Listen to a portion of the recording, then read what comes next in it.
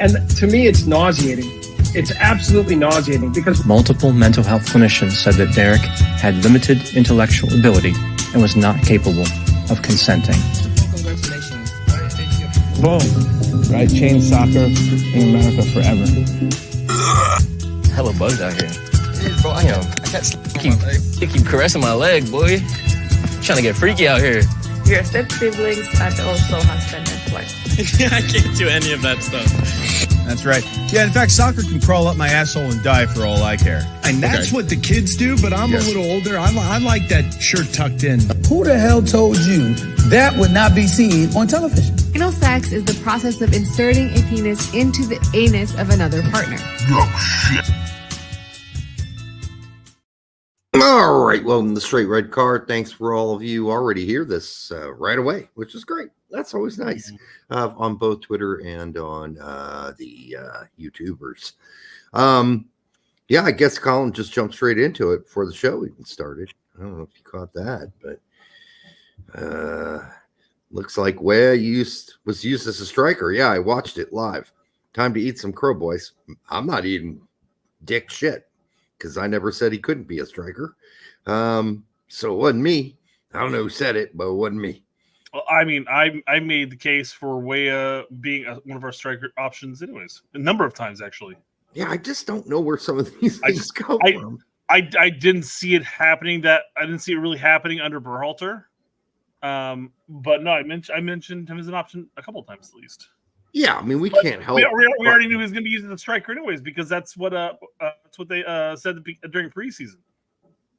So we knew that he was going to be played as that. Yeah, and whenever reported on Berhalter, it was just a matter of reporting reality. Like, if we would have put Weah as a center forward for a Berhalter lineup, that would have been Disney World because that's just not happening. No way in hell. By the way, this whole P. Diddy thing is, what the hell, dude? Shit's going out of fucking whack. It's going crazy. I'm sure there are a lot of people trembling in their shoes right now. Somebody, like, it was all school today. Somebody's like, oh, yeah, Diddy had 500 dildos. This is the students. He had 500 dildos in his house. I'm like, what? Okay, let's focus back on the topic at hand. But just in the hallways, kids talking, like, what? So Erling Haaland says, I admit I was one of them, Brett. I mean, it's all right. They tried it. It didn't really work. Erling said that he was one of the ones who said that Weah would never be a striker or whatever, or isn't a striker. Isn't? So okay. Well, right. I mean, I made the case for Weah. I said, well, that's what he grew up playing. He grew up playing as a striker, and he got pushed out to a wing, and then he got pushed to a wing back, and then he plays wing for the United States. But I mean, or outside striker, I guess you'd say. But yeah. By the way, this would be the best beer in the world, which I have had on this show. You can't really see it well. It's called Trappist Westvelterin, and this little bottle cost me, I think, $18, which I already did on the show once. But I don't have that tonight. But I do have the second best beer in the world. Golden Drac. It's a classic. It's an authentic dark red triple ale from Belgium, product of Belgium. And trying to find the alcohol content today will be, where is it? Usually it's pretty prominent. Oh, 10.5. 10.5. Not bad. Boy, is it a great beer. Oh, shit. God damn it. Oh, explosion. Fucking, I think this happened to me the last time I opened one of these on the show. I'm trying to drink a drink that's going to, fake me out. I'm drinking a club soda with lime juice because I'm on day 2 of a week-long liver purge. So. And it feels good, doesn't it? I have a lot more energy. I know. It's amazing. I feel like I slept better last night. I woke up, no probs. A lot more energy, you say? Energy, yeah. You said energy. It's like vaginae. Yeah.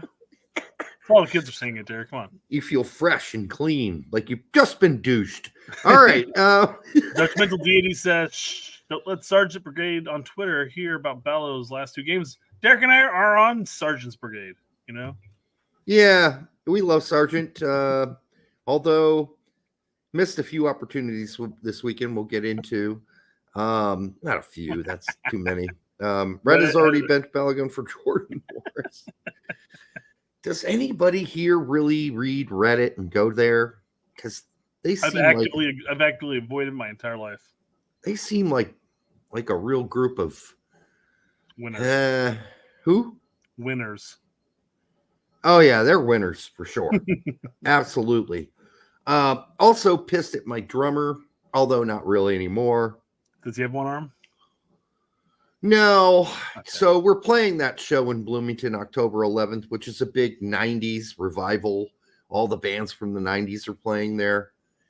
And, I've already set the set list, right? And the one cover song we're going to do.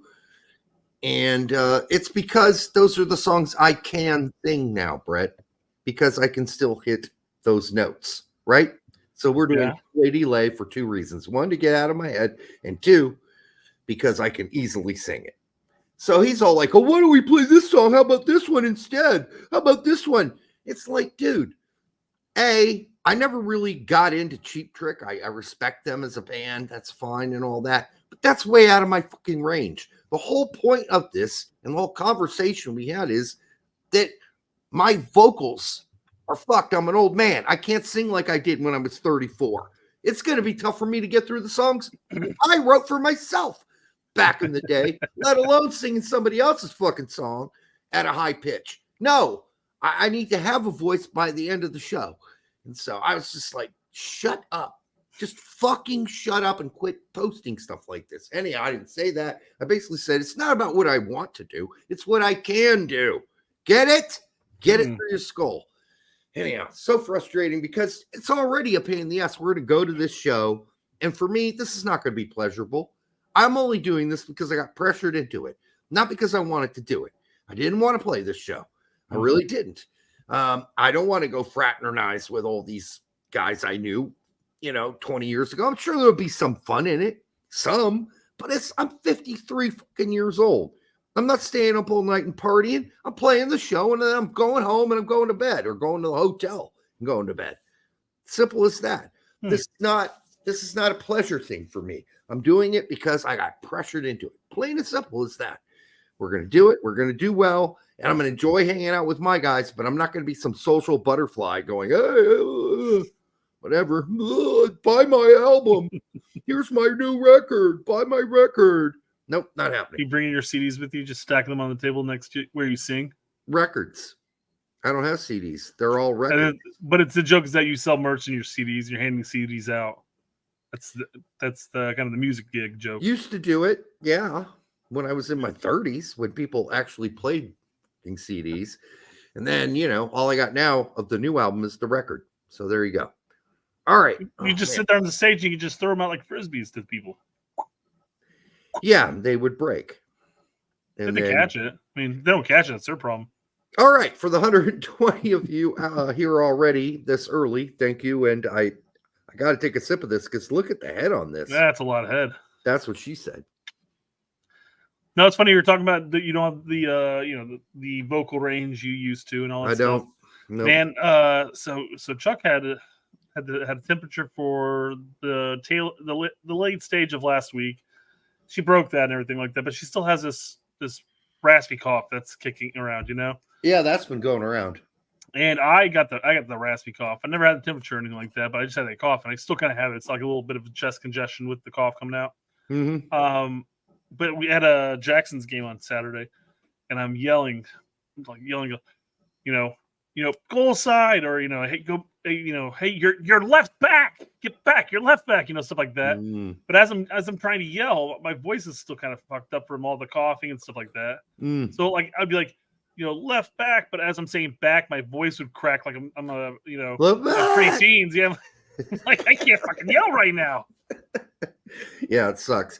And, I had that same thing for 2 weeks, as you well know.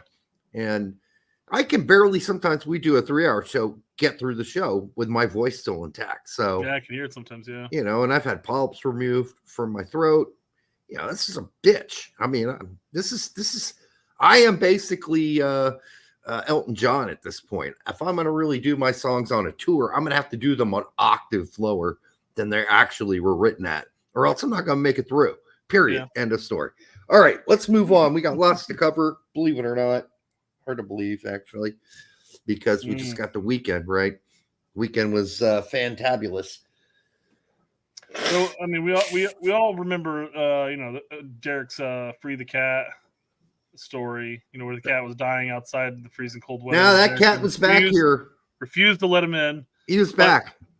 But it, you know, it's not just you know, Derek's apartment complex that has random cats dying in the cold because nobody's nice enough to let them in.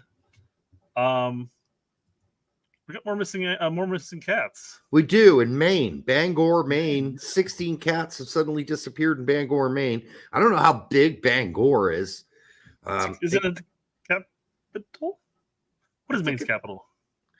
No, it's not the capital. The capital of Maine is yeah. I remember. I mean, I guess I really only remember Bangor, Maine from Mighty Ducks 2. That's where that female goalkeeper's from. Yeah, I don't know how big the city is. It's not huge, obviously, but you know, you're missing Augusta. 16. Thank you, Augusta. Kevin had it right. Okay, so. But in this case, somebody made some sort of joke about Haitians. I really don't think there's been a big influx of Haitians in Bangor, so ha ha ha. But at the same time, it could be just some sick kid in the neighborhood killing cats. A couple bottle rockets. Yeah, I hear you. Nope, I know where they're at actually, Derek. They got shipped off to Japan. Who did? The cats. The cats. Okay. Yeah. Here's another disgraceful example of how businesses in Japan not being welcoming to tourists. Okay. There is these are definitely people don't speak English because this is not how you would write this sign. No! Vegetarian menu. No! Vegan menu. No! Halal menu. No! Takeout. Cash only, yeah. All menus include chicken and pork. Yes. Pork and chicken. I think they mean to say felines. Oh, no. They don't eat cats in Japan, dude. I don't know. They do not. Saying, no. I'm just saying. No, the cats go missing. Cats go missing in Bangor, Maine. And all of a sudden you have the Japanese restaurant say, hey, no vegetarian meals here. It's only meat. It would take a lot more than 16 cats. It starts with 16. This is the beginning of the operation. Brett, that's a racist joke. No, it has nothing to do with Japan eating the cats. That's inland, not island. All I'm saying is that's where the stereotype comes from. That didn't happen, but you know what? You asked me earlier, why is this sign in English? Because the fucking idiots that come in and complain that there's no vegetarian menu and whatever. All right, no vegan menu at a restaurant that serves authentic fucking Japanese food. Yeah. Fuck off is what they're saying. Go fuck yourself. Get out of here. Don't come in here. Don't come here and bitch. Fuck off. Get out of here. They all have chicken and pork, and you're going to eat some fucking meat if you come in here. That's just how it works. So that's all they're saying. And I think they're good, to be honest. It's just weird how they put it. I think this is written with AI, and it was translated from Japanese to English. So AI looked at it and saw no all in capital letters. I don't know how the Japanese do that. And they put the influx in there like, no vegetarian menu. No. That's it. Because that's not how influx the voice. That's not how English sentences work. Like that exclamation mark means you've ended the sentence, right? So they want to really get your attention on that no. But they're like, no vegetarian menu. No vegan menu. Yeah, they're making sure you know there's a lot of no going on here. And they start with, there is no. Very gently. It lures you in. Like, what is there no of? Mm-hmm. Oh. Don't expect every restaurant to, be ready to come to your beck and call. Like, I have this particular way of eating food. Well, I'm sorry. It's my fucking restaurant. We cook the foods the way we do. And if you don't like it, go to another restaurant. It's pretty simple. Yeah. Well, Derek, I think you were fortunate enough to have your kids in an year where math was math. Oh God, yeah. Subjects were subjects. They were what they were. And I know we've talked about new math before, but there's always fun videos that come out. This one was fun because it's like you really see how insane it is. Because the problem solved here is so simple. Yeah. It's so easy, and it turns into a marathon. Yeah. Watch this shit. Yeah. So I'll watch it. I'll explain what I did. I showed it to my dad. And he's like, "Oh my God." Yeah. When I was in school, Lucas, all we did add here. So this is going to be 13. I carry the 1, and I'll go 1 plus 4 is 5 plus 1 is 6. That's my answer. 15 seconds. That's all it took. And that's her explaining it very slowly, too. Very slowly. Yes. Now watch this horse shit. Now how you show how it's actually done. How it's actually. Actually. These are the 10s, and that's the 1s. Okay. And who does their tallies going from down to up? 4 10s and 1, 2, 3, 4, 5, 6. She looks like an elementary school teacher. And then 7 1s. And then 1 more 10. Okay. And 1, 2, 3, 4, 5. Okay. 6. 1, 2, 3, 4, 5, 6, 7. I can't even follow this anymore. I mean, it's really simple what he's doing. It's just it's so much extra work. Well, I can't really see what he's writing on the 20, board. 30, 40, 50. So he's tallied in the tens column. He's tallied how many tens there were in each one. So it's 47 and then 16 or something like that. And he's tallied the 4 tallies are for the tens, and then there's 1 tally for the 13 or 16. And then each one of those dots is a 1. So he sits there after he does all the tallies and the dots. He's counting all the dots, and he gets 13. It's so and then ridiculous. He's going to count all the 10s. He's going to get 50. And then he adds 15 and 13 together. I get it, but you're counting dots and slashes. This is so stupid. As what somebody said in here, 1 hour later. Yeah, 1 hour later. Yeah. So it's funny because, here, 1 second. I'm going to wait till he writes it down here. Okay. So now the new equation is 50 plus 13. So it's just a different equation. I mean, it's okay. Regardless, yeah. Finish so stupid. This is dumb. I can't believe they're really doing 11, 12, 14. Somebody out there teaching math, please tell me this is not how it's really being done right now. My kids are in school. Okay. I'm looking at some of the stuff going like, I don't understand what the teacher's even asking you to do. Did you pay attention to class? This is different for me. 50, and then it counts 1 more up, so it will make 63. Yeah, but it took you fucking a minute to do it. A minute and 20 seconds or whatever it was. Well, not only that, but again, it's simplifying the equation in the end. That's all it's doing. It's just taking those ones and making a nice clean 50, and then you have the 13. You just got to add the 10 over, etc. Or you can just teach kids what 7 plus 6 is. Oh, that's 13. Then you carry the 1, then you just do the math down. I mean, again, seconds. And, listen, I do all kinds of funky things when I'm playing darts, because darts is like math. When you're trying to get from 501 down to 0, and you have to end on a double. You have to finish it on a double. So there's all kinds of funky math going on in your brain here. But Jesus Christ. So Hunter hits it. This is the reason why they're doing this, is because he goes, it's to help other sciences and problem solving over simple memorization. It's basically the idea is, well, why is 7 and 6 13? Why? Why is it? And that's supposed to help other aspects of shit.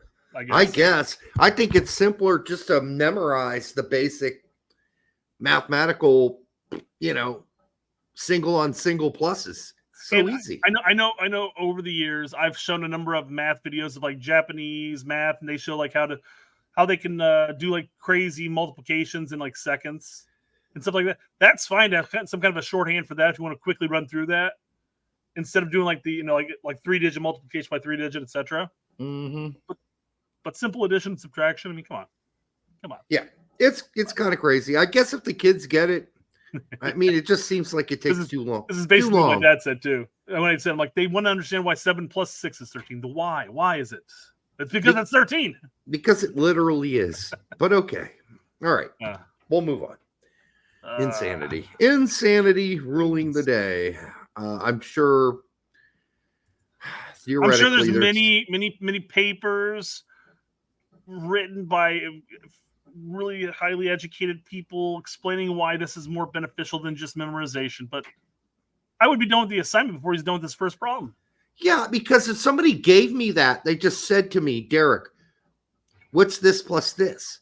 Like, I can do it in my head. I don't need to even put it on the board. Like, it's not a problem.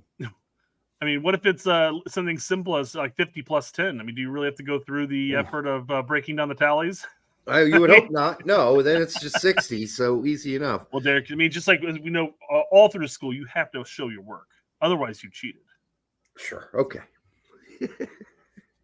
All right. What else? On to some positive soccer news. All right. Not 100% positive how accurate this is, and maybe it's going to happen. All right. But we got some Matthew Hoppe news. No shit. Yeah. I didn't see that. Matthew Hoppe set to appear on Talk to with Haley Welsh. No, that really happened. I don't know. I've seen a couple of people get they're going to go and talk to her on their podcast, but I don't know how accurate this is. I saw some people saying we have a person with Matthew Hoppe, Yeah, he's also the guy that called the signing of Poach, so we'll give him some credit. But that's right. Yeah, you're right. Mm-hmm. All right. I don't know. Have to get tagged on this, man. Is Haley? Is she a soccer fan, or maybe she's going to talk to him about his foundation? Could be. You remember what his foundation was? I forgot. I forgot too. It's for building the school for the people who are slightly mentally challenged or something. I don't know. Anyhow, good luck to him. Because the news I really wanted to see, and I hope you were going to pop up, as somebody was interested in him, because he is. Sorry, Derek. That is not. No, you're right. Yeah. All right. He's the ugly girl at the dance right now. I get it. All right. Okay. Stop sharing this because we got some. I gotta move some of these around because I realize I have these videos out of order. I guess we don't need the audio for this. Over the weekend, Arsenal and Man City played. Fun match. Watch it with my parents. Apparently, there was some drama at the end. Mm-hmm. Just a little. My dad's a big Holland fan. Very odd. He's like, I love that guy. He's a great player. Oh, sure. What's not like? I just can't stand it. My dad seems to be a Man City fan. Makes me kind of sick to my stomach. Maybe he's just a Holland fan. That's it. Try to get him interested in Fulham. He's like, they're all right. They're nowhere than Holland. They're right. But he loves watching soccer on the weekend, so I'll give my dad credit for that. Like, I get up to cook breakfast. He's already up there watching games. So with my mom. Good for him. Here's the game tying goal that occurred. Okay. Let's see if we can find out what went wrong here. Oh, it's weird audio. All right. Can't hear the audio. You don't need the audio. We don't need it. I can only hear the audio. Boop, boop, boop, boop, boom. Bang. That's probably a yellow card. I mean, he could claim I was trying to throw it over his head. It hit him in the head. I don't know. It's a yellow card. Unsportsmanlike. And then later on. Well, I mean, it doesn't matter. I wasn't caught in the game. And you would ask, can you retroactively assign a yellow card? I don't know if anybody in the chat knows this. I don't know if they go back and say, well, no, I deserve a yellow. But then that's a slippery slope, isn't it? It can be, for sure. I think they could obviously hand out a fine. They could fine him. Yeah. I don't think he's overly concerned about a fine. Hard to say. But, it was a fun game to watch, especially them being, Arsenal being a man down. but a goal up and packing it in, basically. Yeah, fun game. Enjoyed watching it. Did you see this this view of it of a play? No, I don't need to see 2 views of it. That's not the same play. You see, they're not in the box, Derek. Okay. What the hell was that? It was the kickoff right after the goal, apparently.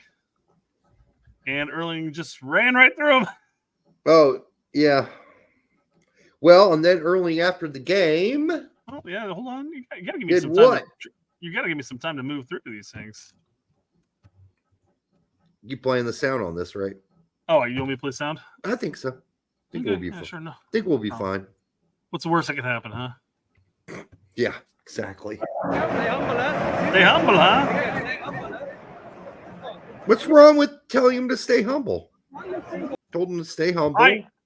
I can only assume that Arteta do something after their second goal or whatever. Not Man City's, but Arsenal's second goal. Did he whip out his cock and maybe he did? You never know. And swing it around or something? I don't know.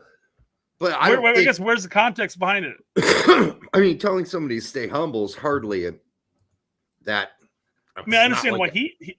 I thought that when I first saw this video, I thought it was basically about this confrontation here because obviously Jesus was the one that got hit in the head. Right. So. Come, why you saying you talking? Like that doesn't even make fucking sense. Whatever that is. I mean, you got to give the closed captions chance here, man. There's no chance that they're catching that on the spot properly. Come, why you saying you talking? Why you saying? Why you talking? Maybe he meant. Mm-hmm. I think he has the right to talk, and he only said, "Hey, stay humble." Like in many cultures, that's like a nice thing to say.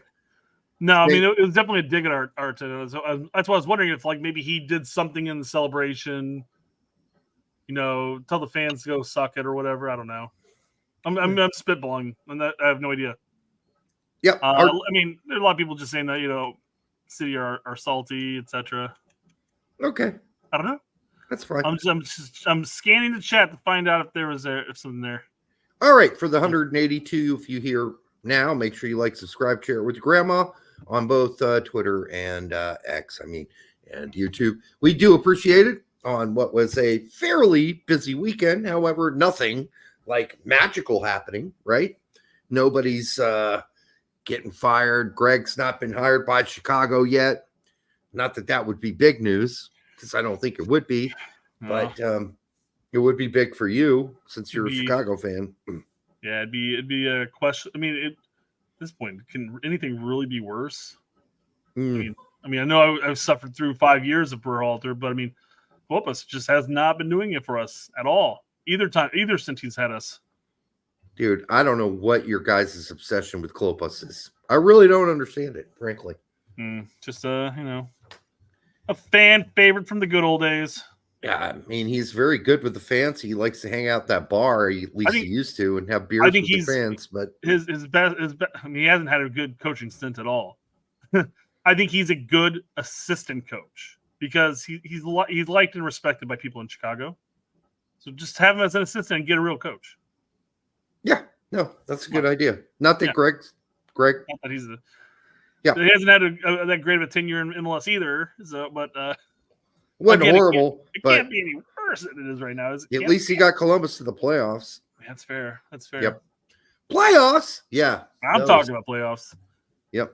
All right. Although, honestly, I think we're only, oddly enough, I mean, I don't know about this past weekend. I think we lost. I didn't get to watch a game, but before this weekend's games, we were like only four points out of the playoffs. And we'll get into the MLS playoffs here in just a second. Well, how about that guy that plays at West Ham now is kicking ball sack that you guys had and Durant? Basically. Yeah, I mean, he was here for like half a season.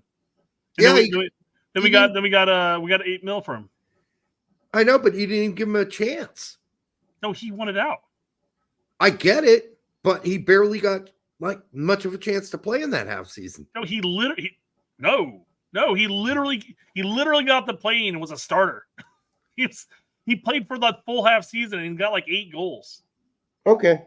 we had him signed for 2 years prior to that, but there was some issue. I forgot what it was in Colombia that he couldn't make the flight over for some legality reason. Okay. And then finally hit a certain point, and he was able to come over for half a season. He absolutely killed it, and then EPL came a knocking, threw out $8 million, and Chicago money. Yeah. Okay. No, fair enough. Yeah. No, trust me, all the Chicago fans want to keep him. Man, we got a lot of Pete. This guy's bad going on in the chat. All right, what else we got? Mm-hmm. We got Daryl Dike in the news. Not in the news per se, but a nice little funny TikTok video. Oh yeah, he's throwing out his base card, what his FIFA card is. Yeah, he's got. Nice. I like it. He's got a sense of humor about his circumstances, and we'll see what happens. Yeah. Now that I'm obviously in FIFA, you know, I got to review my card, and today we got my FC25 card. They mail all the players these. We're 70 rated. Not that bad, actually. Not bad since he hasn't played in like 2 years. He says they're not that bad, but he's going to disagree with about half the numbers. But go ahead. Everything but defense, basically. Yeah. And passing, I think. And passing, but we'll see. I'll take it. What? I will say, though, a 47 in passing. I understand 20 in defense, but I've never actually seen a player go that low on defense. Usually, like, they all stop at like 40. But maybe, I haven't really paid attention to it, and I don't do the ultimate shit. So I'm surprised he's that low on defense. I'm also surprised he's that low on speed. He'll get into that, yeah. Pace, yeah. But you guys already know what I'm looking at, and I listen. I'm someone who when healthy. Pace, I understand. I haven't ran like that in like a year and a half and stuff like that, but I didn't lose my legs. Well, you've lost an aspect of your legs. We'll see how fast you're running afterwards and everything, man. You've lost little chunks of it. Yeah. They've snapped. I still can run. 65 pace is disgusting. That's like jogging pace. That's not. When I come back, I'm just going to be sprinting all over the pitch because this is disgusting. I'm okay with the 70 rating. I'm calm with that. Shooting could get a little bit higher. Passing, yeah, that's just never been it. I'm a goal scorer. But listen, I like how he accepts the fact that he can't pass. 47's pretty bad. Yeah. All right. Up the passing, dribbling. I'll try and up the star skill moves and stuff like that. Defending, yeah, I'm a striker and physical, obviously. Listen, for those who don't know, everybody knows I'm the strongest person in the game. 95 strength. Listen, you cannot, no matter how long the time is, it's still going to be 95 strength. It's still going to be the strongest person in the game. So what are we saying about my card? All I know is I got a bone to pick with EA because I didn't lose my legs. That's fair. But again, as we've talked about, when you have those type of injuries, did he have an ACL injury at one point? Probably. He had an Achilles injury. Wasn't it an Achilles? Mm-hmm. I don't know. He's had some stuff, man. Again, we'll see. We'll see if he's if he regains his pace. He's had I don't think it's gonna be 65, man. Regardless of what injury he has, I don't think it's gonna be 65. He was never that slow. No, he was never that slow injured. Yep. I think, but a 70 is a decent score though. For not playing for 2 years, yeah. Yep. So they're being nice in the fact that they're like, okay. But at the same time, I think they underscored him in some certain things, right? I don't know how all that's weighed. Like I said, man, I don't. I mean, maybe I'm out of the loop on the stats and stuff. But I don't ever recall ever seeing a defense skill or a striker or an offensive player ever be below 40. It's like that's sort of like the default. Like I'm sure they can defend somewhat, you know. Right. Yep. Mexican American says MLS should remove their draft system. Yes, please do it. Dumbest shit ever. Get rid of it. No. I mean, how many teams are actually utilizing the draft for anything worthwhile? I mean, they utilize it, and there are always a handful of players that, make some sort of contribution to their teams, but I'd say maybe a handful around the league. At that just point, make the teams compete for their fucking signature. If you really want them, go get them. I think a lot of the teams are really still are more focused on their academies at this point, and then you'll have some teams that will really still continue to pick out the college game. But and quit calling it, as PT69 says a super draft. Fuck off with your super draft. It's about as super as my ball sack is super. Okay? It just is. It's not super. There's nothing super about my testicles. They just are.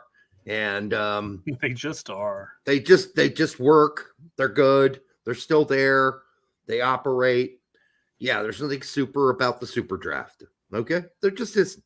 For the over 200 of you here now, make sure you like, subscribe, share with your grandma. And if you invited your stepsister's mother over to watch the show tonight, make sure to give her a high five for us, because that's more women that usually watch the show. All right. Luka Richmond, the longest active postseason streak across all American, North American sports. Teams could be extended tomorrow night. New York, Red Bull, New York. They'll clinch a playoff berth if. Oh, for Christ's sake. That's too much. If you got to read past 2, it's too much. Yeah. Come on. Who put this out? Luka did. Well, she's really off base here. He is. He is. Okay. Creator Red Bull's experience. Yeah, this is ridiculous. Sorry, Luka. You don't put up 7 ways your team can make the playoffs. Okay? After 3, people are going to stop reading. I know I did. And Joseph got something right here. I said this last year, but when 62% of the league that you play in makes the playoffs, it's really hard for me to get excited about this streak. Maybe push for a trophy this year instead. Seems like that ship has long since sailed. Oh, I like this one, Mr. Lowry. I will give you credit for this post because you often get it wrong, but today you got it right. Good for you. I mean, listen, yeah, you got to give a guy props when he gets it right. I mean, I would say that the playoff regulations are just silly. But I'm also a team that hasn't really been in the playoffs for about a decade, so because your team sucks. Yeah. Sorry, Brett. We'll have a resurgence next year. Next year's gonna be our year, Derek. They suck my Super Bowls. That's what they suck. Next year, Derek. That's gonna be next year. Supporter Shield winners next year, Derek. We gotta go. I guarantee it. Mm-hmm. Sure. Dream on. Dream on. All right. Speaking of dreaming on, I feel like the rest of the United States that hasn't had a U.S. men's national team game are currently dreaming about U.S. men's national team ever coming around their neck of the woods. Never. Now, we can't complain. I mean, obviously, we haven't had one in Indy, but we have had a game in Cincy recently. You know, that's driving distance. It's 2.5 hours. Not bad. Yeah, we can do that. But yeah, so apparently against a team to be announced, which probably maybe the England match is sort of alluded to in the Athletic. But they're going back to St. Louis. I mean, it's just too much, as Pete says. We keep playing the U.S. men's national team games in the same 6 cities and wonder why we can't fill the stadiums. Yeah, I mean, there are a lot of people getting abused and misused and left out here that really, like if you put a game in Indianapolis, it's a guaranteed sellout. It's a sellout. Mm-hmm. Guaranteed. In one of the reasonable stadiums, not the Colt Stadium, obviously, but in a reasonable stadium, you're selling 20,000 tickets, no problem. In Indianapolis, because it's been so forever until the U.S. men's national team has played in our city. And there are other cities, too, that love their soccer, but aren't getting games. So, okay. I agree with Jackie D. If there is ever going to be a game in Indy, it's got to be in Lucas Oil. So let's take him. Probably, but that would suck because they have to lay down the grass. Sure. And then it'd be in Lucas Oil, so it'd be half full. You know, I mean, I know that obviously having our official turf is nice because you have it uniformed. I mean, it's nice for the owners, not so nice for the players. But man, we have the glass roof. I mean, how could you not? They could easily grow grass out there. Is it glass? Enough. You think enough sunshine gets through that fucker? Fuck if I know. I've never actually. I don't think so. I have. I was there for the announcement of the Champions Cup or whatever the fuck they called it, where they had all the top teams. I was there with the mayor and Ursel, blah, blah, blah. I was like, that's nice. It's gigantic stadium, but I don't think enough sunlight gets through to grow grass there. So we'll pop open the top. Yeah, they don't do that very often. They didn't do it this weekend either because it was the threat of rain. So Spencer Doherty for 269 says U.S. men's national team to play in Muncie soon. Laughing out loud. Yeah, I don't think we're requesting that, Spencer, because it's not going to happen. But, play somewhere else. Pick a new city. Go somewhere new. Those other fucking cities are spoiled. Like, they're kind of bored of it at this point. They're like, oh, another fucking game here? God. Yeah. As Lawrence brings up here, three U.S. men's national team games in St. Louis in the last 18 months. For the love of all things holy, can we please get some damn variety in where we play and visit some new cities? Yes, it would be nice.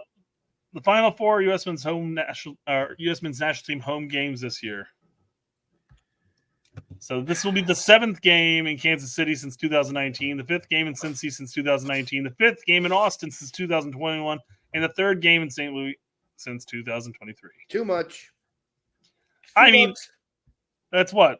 That's 20 games in 4 cities since the Berhalter era. And 3 of them are in the Midwest, which we shouldn't be complaining about because you and I could drive to St. Louis in 4 hours. We could drive to Cincinnati in 2. Kansas City, that would take longer. But, or somebody called them the flyover states. I'm not sure I'm a fan of that. The flyover states. Like, fuck these states. You just fly over them. Nobody goes there. Just fly over those fucking states. I don't want any people to I don't want them to come here. Fuck them. Leave them alone. Our roads are already busy. I don't want to have to add time to my commute. Yeah, throw in a little rain and watch chaos commence. So, yeah. Stay off our roads. Stay out of our state. Yeah. Get off of our lawn, too, while you're at it. All right, what else we got, Brett? You had a conversation with Lexi today. Or maybe it was this weekend. I'm not sure. I think it was yesterday. When it was, but you tagged me in it today. We'll put it that way. Yeah, because I said something that I've said on the show before. Which is, yes, MLS has a lot of fucking problems. A lot of problems. And a lot of things you can critique them on. But to say it's a garbage shit league, then you weren't around in 95 through like 2006 when it literally was, or 2004, 86. A totally fucking garbage shit league. That's a garbage shit league. What we got now is acceptable. It's not great. It's acceptable to watch. It's not always fun to watch. It's not always great to watch, but there are plenty of goals, and the defense is pretty bad, yes, but it's not as bad as it used to be. You got it. That's also the problem too, because I mean, you could look at a number of games from any given league.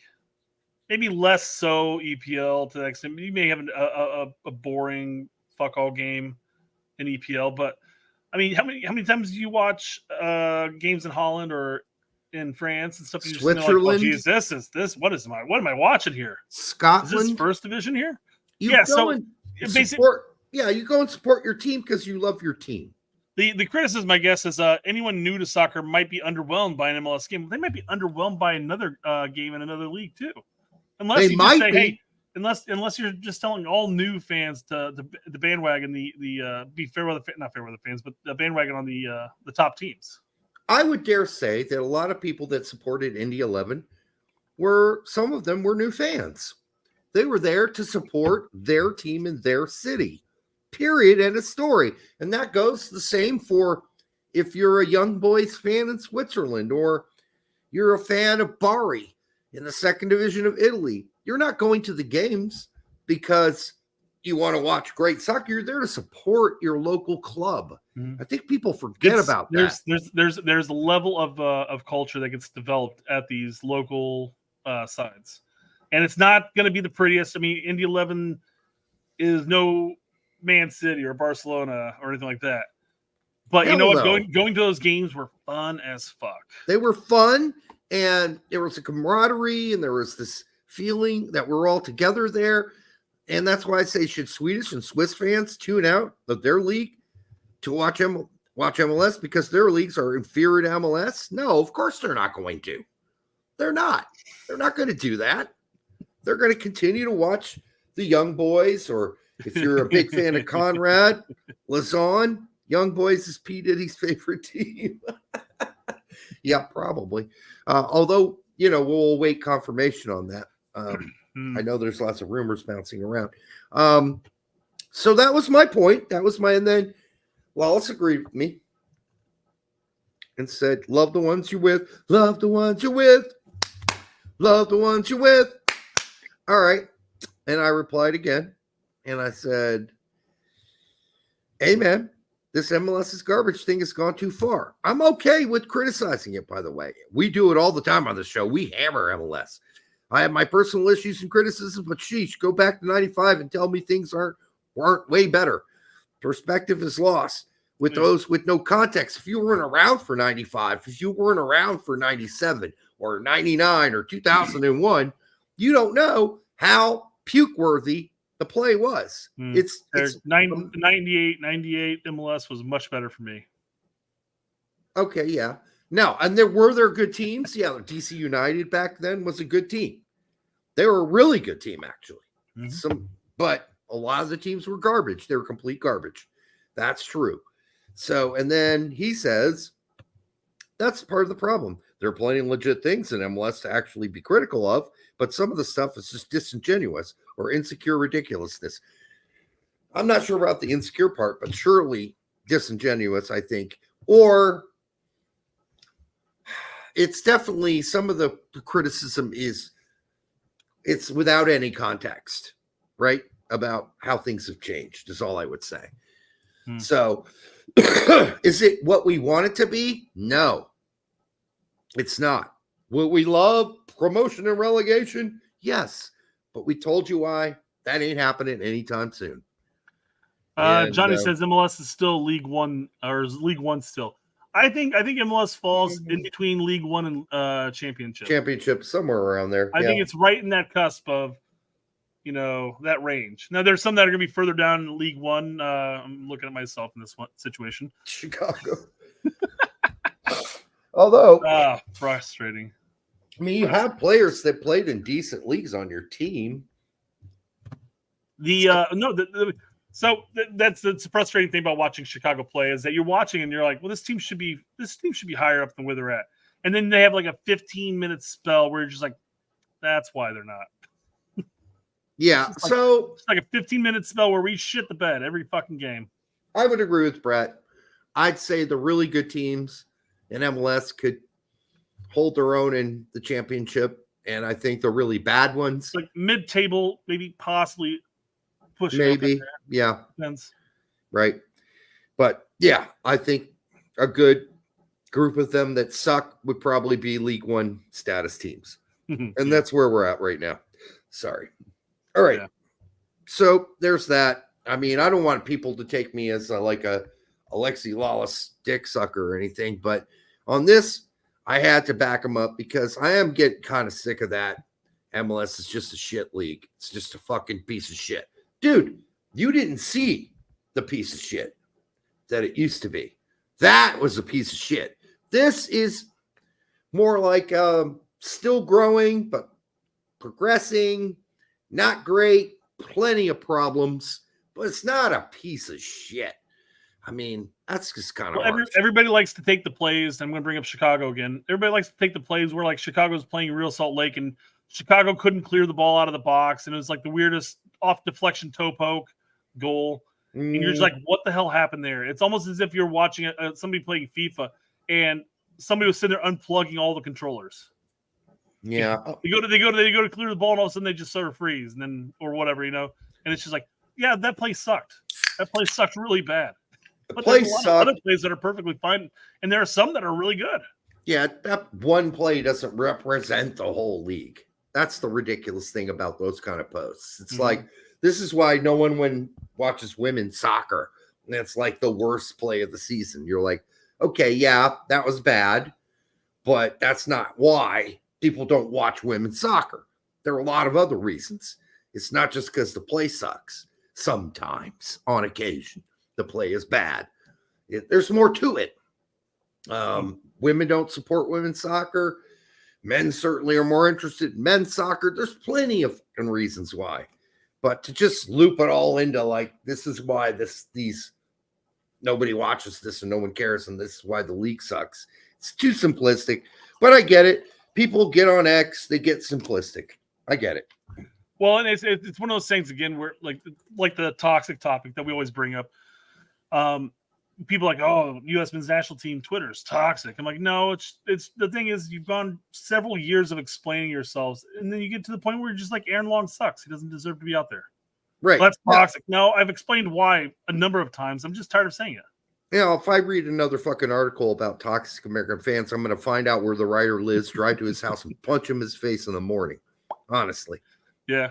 He'll but be yeah, like, that's the same thing as that you have people who don't like MLS, and they've explained why they don't like MLS for years, and it got to a point where like, yeah, MLS sucks.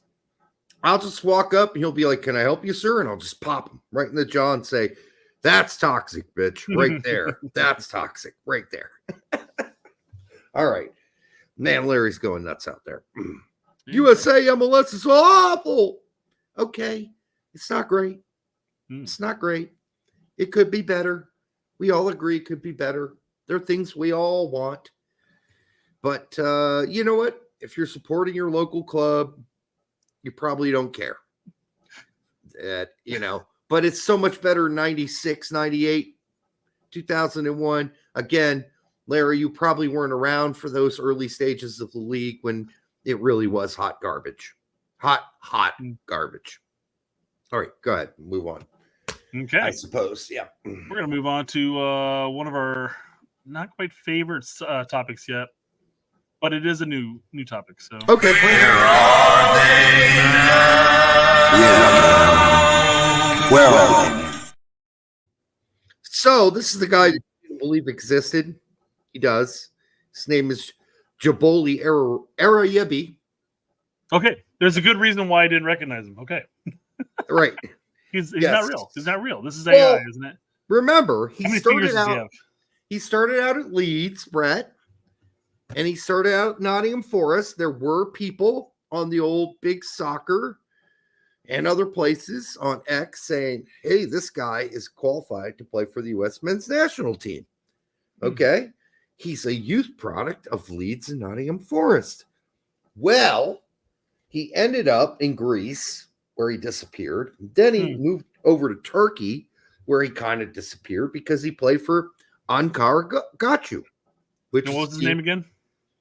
Jaboli Arayebi. I mean, come on, guys. It's made up. 100%. It's not made up. He's a real player. But to be fair to you going, is he for real? He does not have a club. He is without club. So today's Where Are They Now is Sounds AI. Arayebi. He has no club. He played in the second division of Turkey last year, and his career is teetering on, might need some resuscitation at this point. So can't find a club. All the dreams others had for him are over. Did you guys hear Tim Howard got dual nationals again on It's Called Soccer? I'm going to watch that after this show. I haven't seen it yet. Might be Thursday material. I mean, I keep thinking, when I think of Howard and everybody on that team, there are two players that come to mind that I think they're criticizing. Timothy Chandler and Fabian Johnson. I think that's pretty clear. Those two players are the people that are being criticized as dual nats. I don't think it's John Anthony Brooks. It wasn't Castillo? No. Orozco? Jose Torres? Probably not. I think it's those two. And I think Fabian Johnson, Timmy Chandler, maybe one other, Julian Green, from the Tim Howard era. I'm trying to think of any other rumors that have come through the mill over the years, but those two, they aren't talking about Jermaine Jones. I can tell you that. They all love Jermaine Jones. I don't know there's any beef with Johnson. There was. Yep. Didn't feel like he gave 100 all the time. Yep. But nobody had any complaints about Jermaine Jones, just to be clear. No one's talking about Jermaine Jones. So Didn't Bruce Arena have a problem with him? Yeah, but by that time, Jermaine Jones was just struggling to play in MLS, so it's not really fair. All right. What else we got? We're going to go on to one of our other topics. One of our favorite topics here. Okay. Transfer news. Transfer news. Just kidding. Wrong one here. Do not panic. Do not panic. Cap them now. Cap them now. No, I don't think Danny Williams was ever criticized. But keep in mind, Danny Williams barely played for the U.S. men's national team. So, no. I don't think that was it. Zach McCade says, Alejandra Granados in his first 5 matches this season for Club Next. Oh, fucking A. Those morons at Bruges have stole MLS language. Narrative is that language. What that is? Mm-hmm. I thought that was just the team that was NXT. Club Next and the Club Bruges UIL team. Appearances 5, starts 5, minutes 418, 1 goal, 2 assists, hit the woodwork. They're keeping hit the woodwork? Wow. Hit the woodwork's a stat? I love you, Zach, but you must have done that on your own because I don't think that's a stat. I think they should. I mean, that if you look across the season and you've hit the woodwork like 12 times, I mean, that could drastically change how people might look at your season if you look just at the stats. Well, that's one thing for you to want, you personally, Brett, to want them to do that, but I don't think they do it. No, I don't think so either. Yeah, so that must be him. Okay, fine, that's great. How old is he? I mean, I can find that out real quick, I guess. He's a toddler. He's playing for Club Next. Club Bruges. He can play for Spain. And the youth team. So Spain, United States, and is that Puerto Rico? He's 18. Is that Puerto Rico? That last flag? I believe so. Cuba. Well, he ain't playing for Cuba. I can tell you that straight up. He's not going to do that.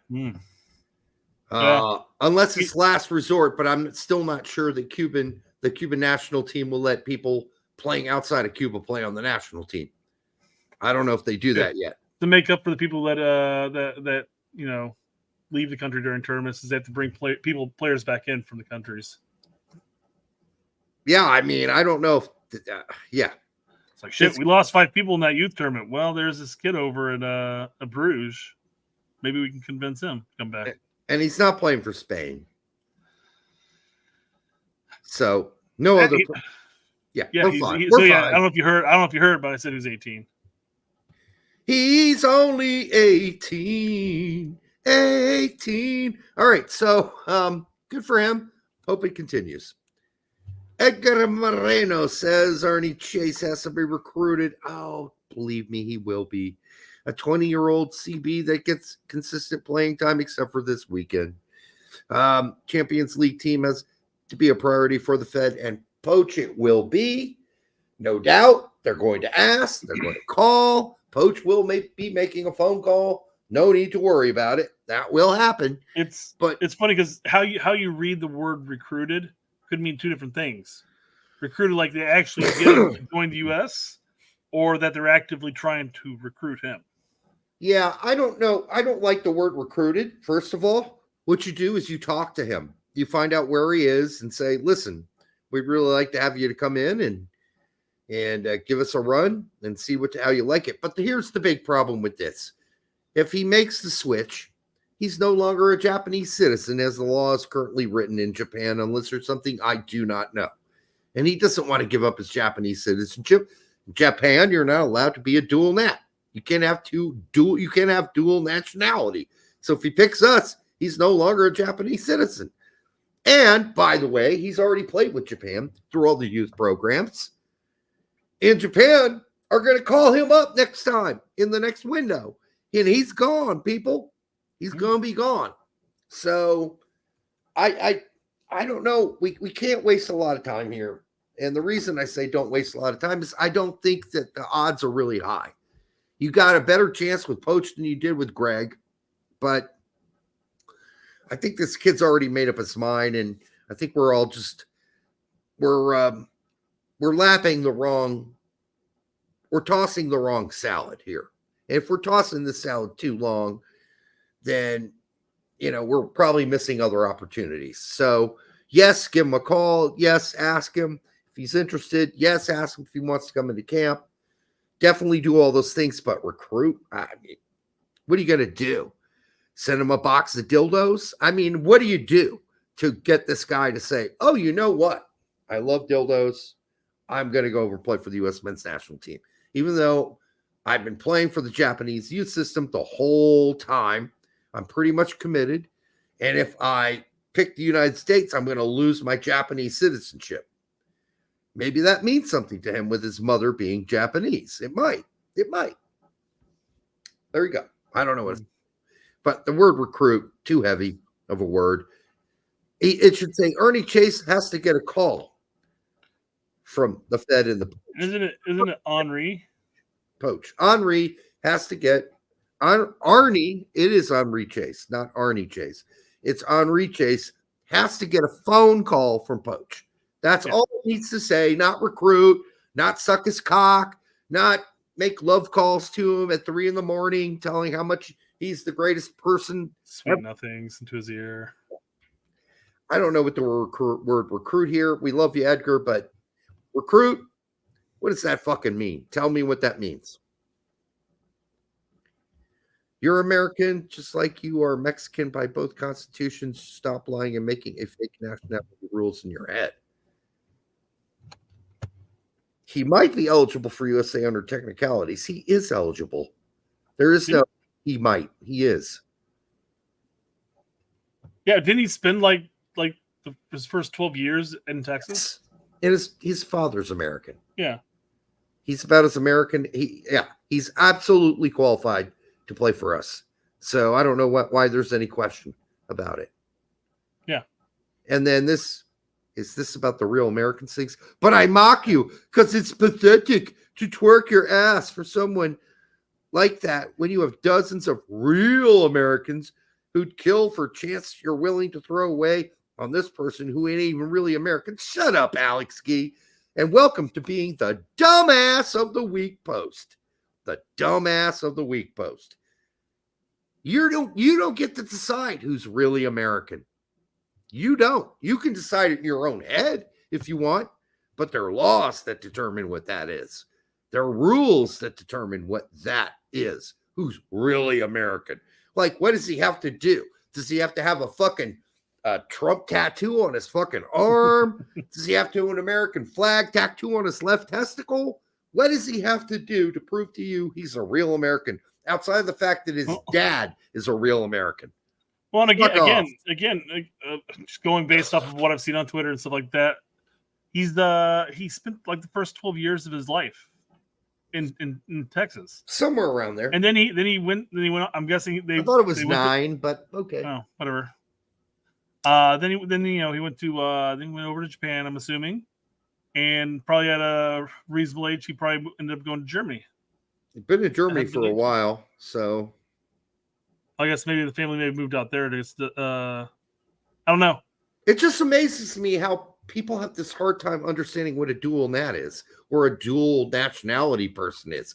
I'm a dual nationality person. My brother's a dual nationality person. My mom was born in Germany. She's an American citizen. What the fuck does it matter? My dad was an American serviceman, a colonel in the United States military. All right. I don't understand how I'm not American. My dad is about as American as fucking apple pie. Is born in fucking Detroit, Michigan. So fuck off. I'm American, baby. Period. End of story. Don't tell me I'm not. Don't tell me I'm not. Don't even try that shit. And there are plenty of these other guys that in their youth, like I did, grew up abroad. So what?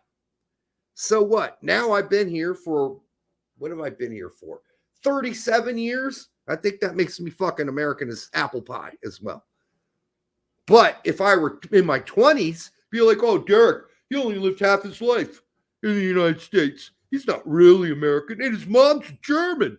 His fucking mom's German. That fucking goddamn fucking sauerkraut eating motherfucker. That motherfucking sauerkraut piece of shit. I don't want him on our team. He's German. He's not a real American. Well, not to mention that how many Germans settled this country. All right. Anyhow, a lot of the flyover states they did. Yeah, Ohio, Illinois, Michigan, Kentucky. Yes. Mm-hmm. So, I mean, I guess to play devil's advocate, if you're a player that has no real connect, I mean, outside of being an American citizen, but no, like I've spent time in the U.S. The big concern there that people have is that they won't go out and bleed for the red, white, and blue. But that's not necessarily true. And I think that's all down to the player regardless. Again, just playing devil's advocate. Rob Garcia asked, Derek, were your grandparents the N-word?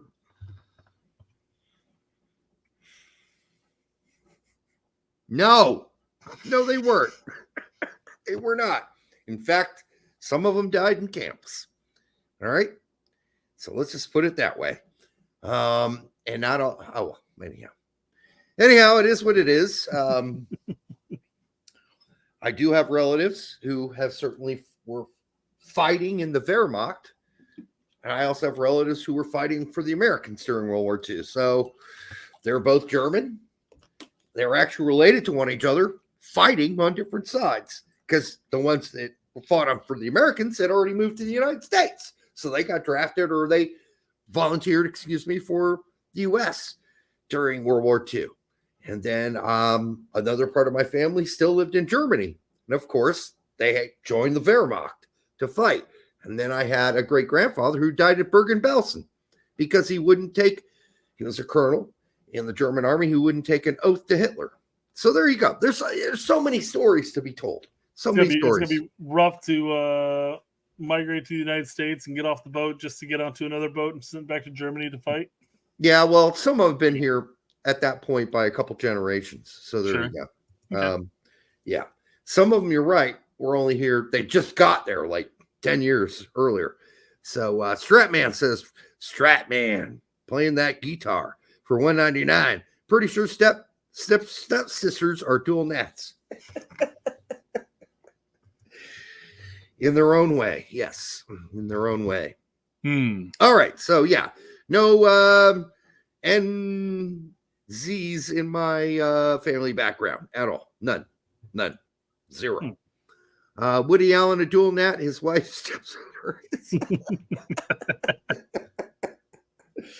In fairness, she married into citizenship, didn't she? I think she was adopted. Yeah. By Woody Allen and what's her face. And then Woody Allen stooped her later and then married her. He married his own adopted Every time daughter. we talk about his fans, it's just more and more fucked. He married his own adopted daughter. That is effed up, people. Sorry. That just is. Great writer, some great movies, but whoa, that's where I got to draw the line. Yeah. What German club do I support? It's changed over the years, but he's a big Bayern Munich fan. No, I'm not. Not a Bayern. No. I do have some favorites. I like Dortmund and Frankfurt. Those are my favorite too. And I support the Berlin teams too because I live there. So I don't have like I do in England where I have a favorite team I've been following for a long time, like Fulham. My grandfather tried to recruit me to be a Bayern fan for a long time, sent me Bayern shirts, Bayern hats, blah, blah, blah. Never really got into Bayern.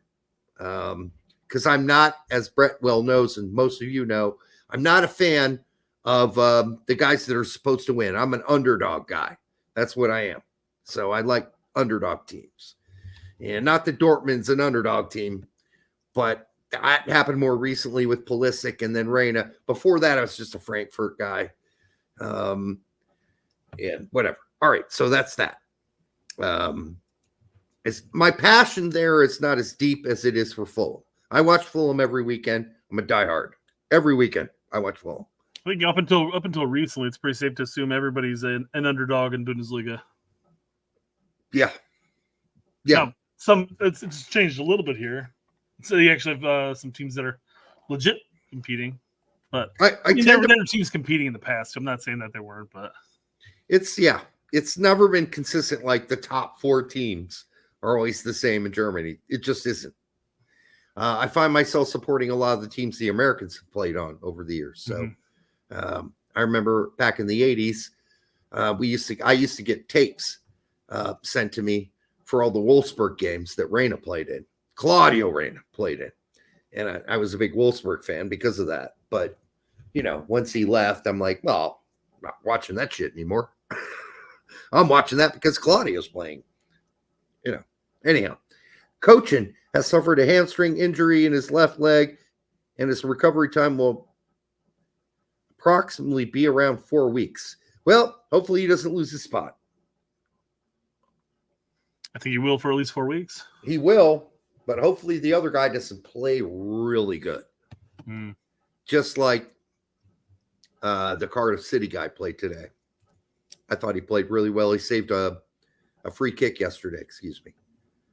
And there's no chance in hell, it looks like, that Horvath's coming back from that.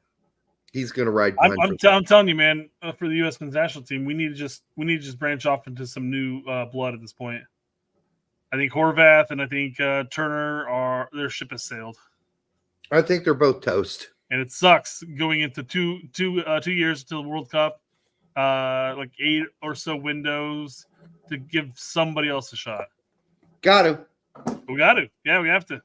Turner's confidence is toast. He doesn't even get to play cup games for Crystal Palace.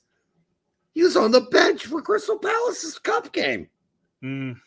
At least with Arsenal, he got to play some cup games. What the hell is going on here?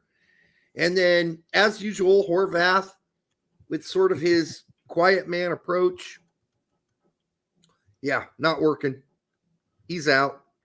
Looks like the other guy played. I mean, even though they lost, Cardiff City lost to Leeds, it really wasn't the goalkeeper's fault. He played a pretty solid game. So, and they were playing with 10 men. So there you go for a big portion of the game.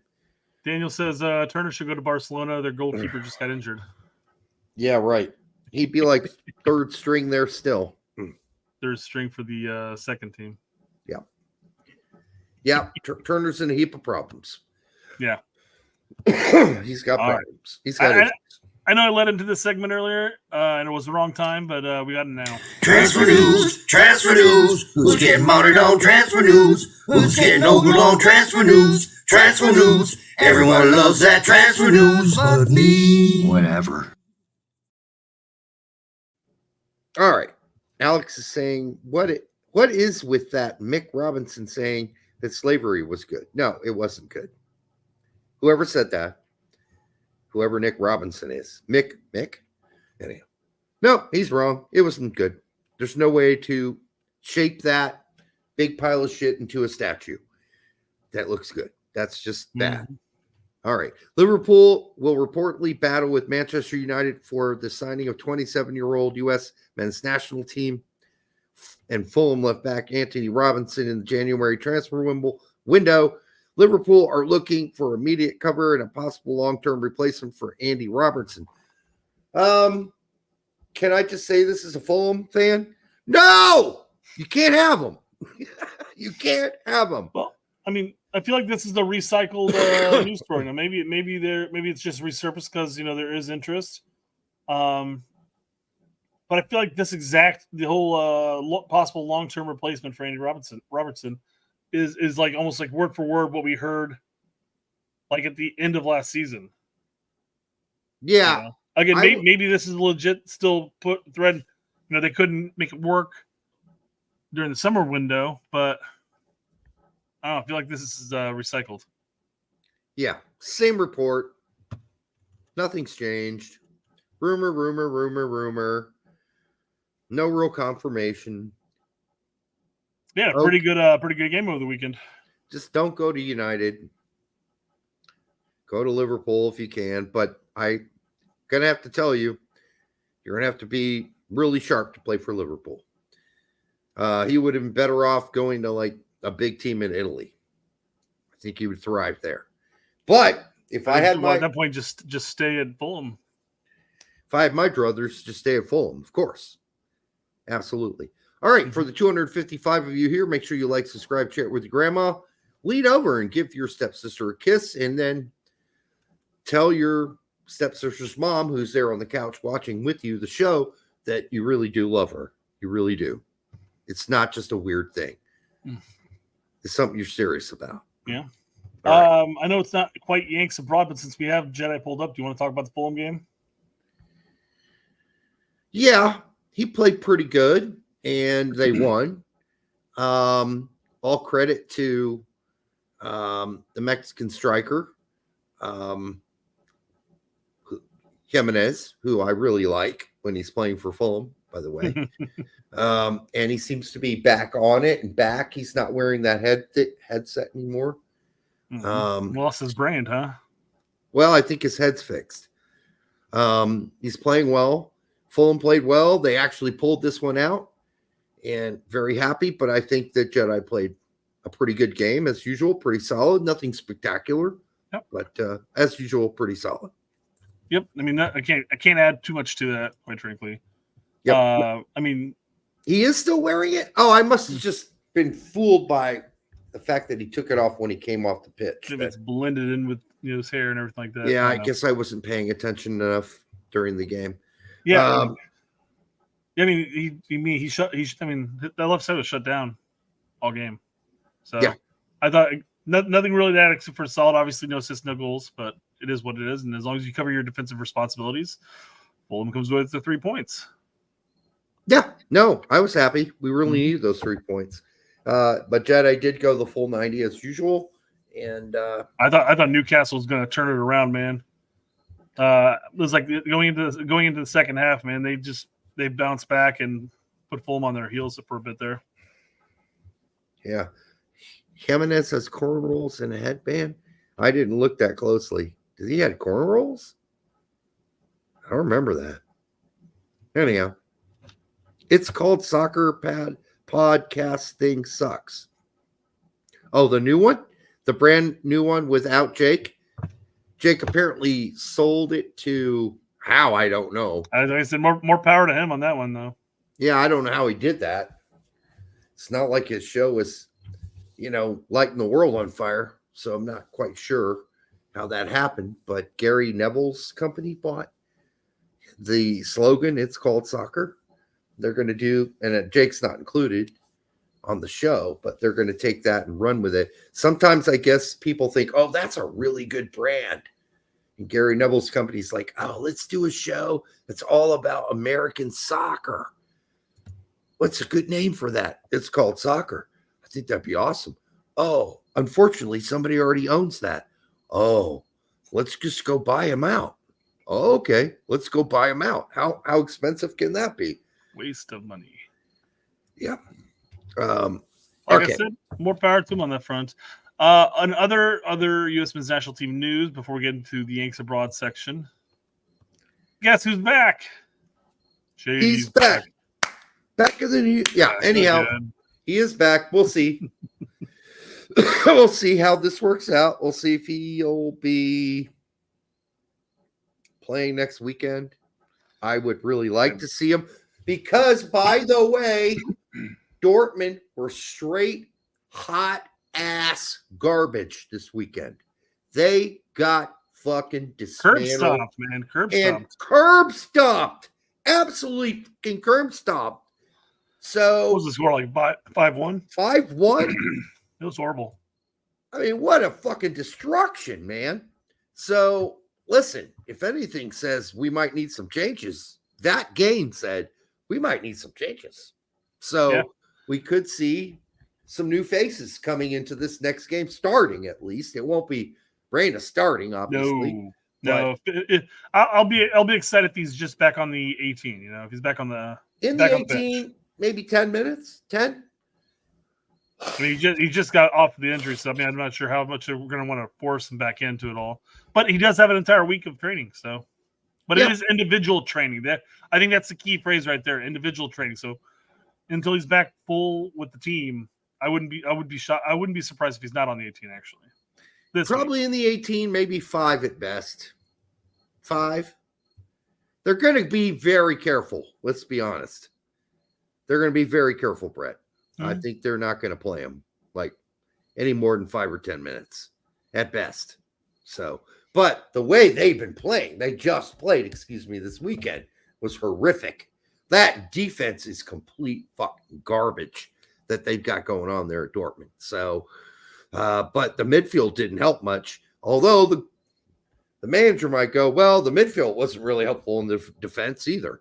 So maybe we're not going to go with Reyna. But we'll see. Maybe he'll what happened to the last coach that questioned his defensive abilities? Yeah. All right. For the 260 you hear right now, make sure on both X and on whatever the fuck it's called now, X and YouTube, make sure you like, subscribe, share it with your grandma if she's still alive. And if she isn't, don't get offended. I don't know who your grandma is. I don't know if she's alive or not. Mine's dead personally, so I can't share it with her. In fact, she died when I was like 12 years old, and the other one died when I was like 18. All right. Shit happens. Old people die. Someday I will too. All right. So what else we got? Before we jump into the Yanks Abroad, Frank Bolt on Twitter had posted a team of the week starting 11. Now, you had sent. I've already saw it before you sent it my way, but you sent his first one, which included Balogun further back in the empty bucket, and you had Pifak and Sargent. But I reminded Frank that this would be a good time to throw Tillman in and push Balogun up top. Okay. So this is who he went with now. So, okay. He goes, totally Monty Python moment for getting Tillman. Got to take the assist, and I'm not sure why it's an apple, but an assist in Bundesliga 1 over a second assist in the EFL. Sorry, Sarge.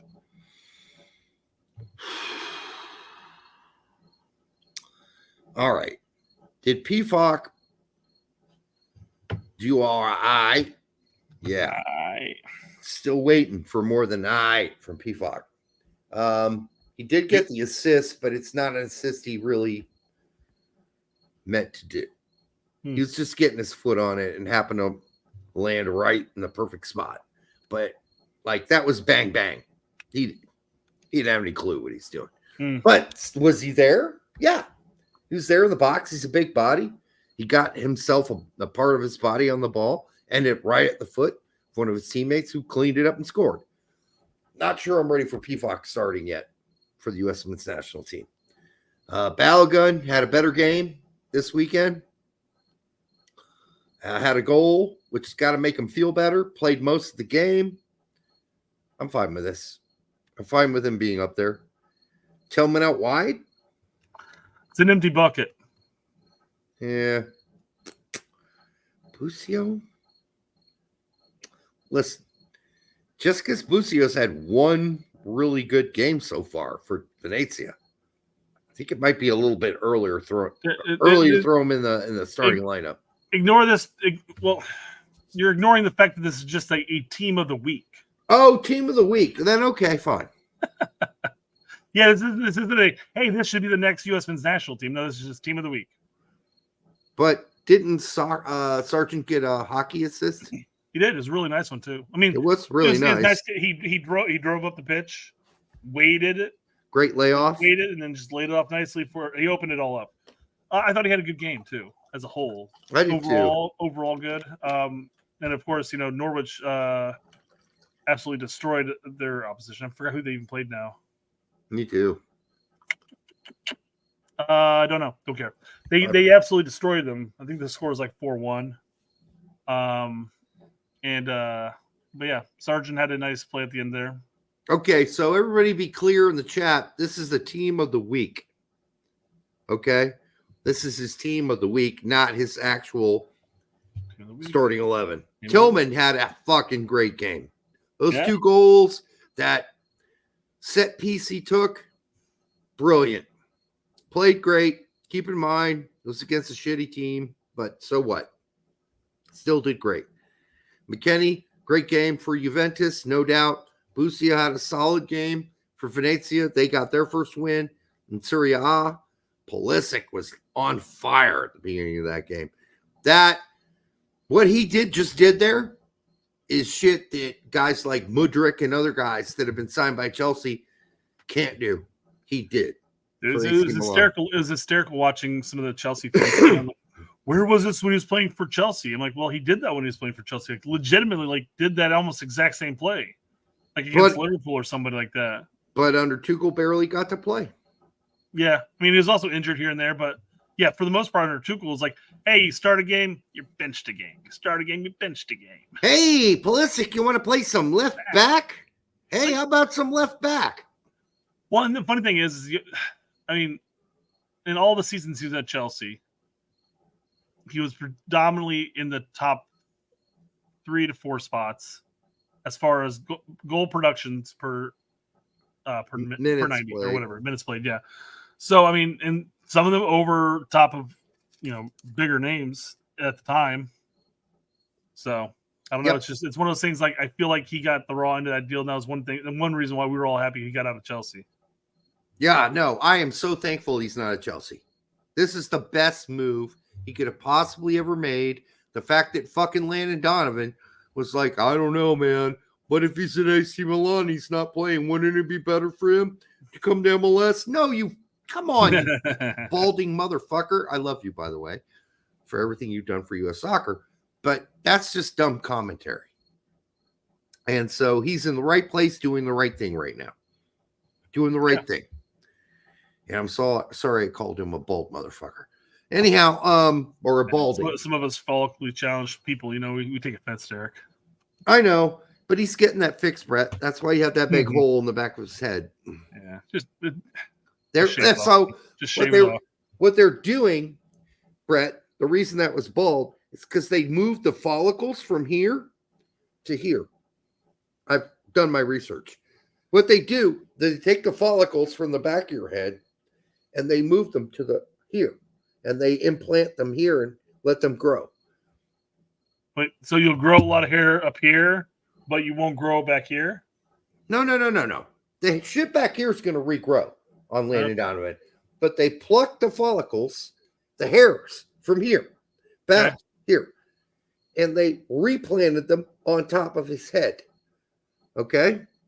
And that's why he had that shit shaved out, because it didn't not shaved out, plucked out. They took the follicles from here and they put them up here. Now those will regrow. Sounds worse than waterboarding. These will regrow. They didn't take all of the follicles. They took, let's say, out of the 2,000 follicles in the back of his head there, they took 400, and they're going to put them up here on top of his head to give him some hair on top of his head. So he's moving his hair. I believe he actually asked the doctor if they could pluck it from his scrotum because he's tired of having to shave that off anyways. Yeah, but they'd be all curly. I just have a fro. When his hair grows out, I hope he grows like incredibly long, just massive long hair. I hope he goes that route. I hope. I know it would be really cool if he's like, no, take it from my scrotum, take it from my above my penis, put that on my head. That would be awesome, dude. He'd be like that Tainer from PBS. No. The problem there is they already have active follicles here, so the top of his hair would grow out like a chia pet, right? And the rest of his hair would kind of grow out long and straight.